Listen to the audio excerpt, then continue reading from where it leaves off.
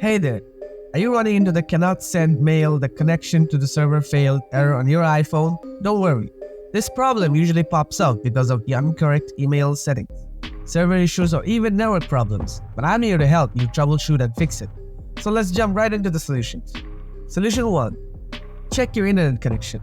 First, swipe down to open the control center. Then turn on airplane mode for about 10 seconds. Now go ahead and turn airplane mode off. After that, try switching your network.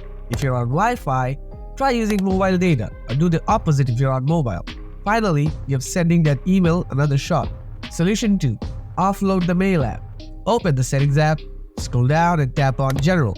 Next, tap on iPhone Storage. Scroll down and find the Mail app. Tap on Offload app. Then tap Offload app again to confirm. Now tap Reinstall app. Solution 3. Verify email account settings.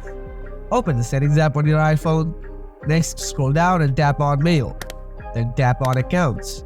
Select your email account from the list. Make sure your username, password, and server settings, both incoming and outgoing, are correct. You can also try turning the mail option off and then back on to see if that helps. If it still doesn't work, let's remove and re-add your email account. Tap Add Account and set it up again. After that, try sending an email again to check if the issue is fixed. Solution 4. Reset network settings. Open the Settings app again. Scroll down and tap on General. After that, scroll down and tap on Transfer or Reset iPhone. Tap Reset and select Reset network settings. Now reconnect to Wi-Fi or mobile data and test the Mail app again. Final notes: make sure to double check your email address for any typos. Also, ensure that you aren't blocked by the recipient. After that, you should be all set to go.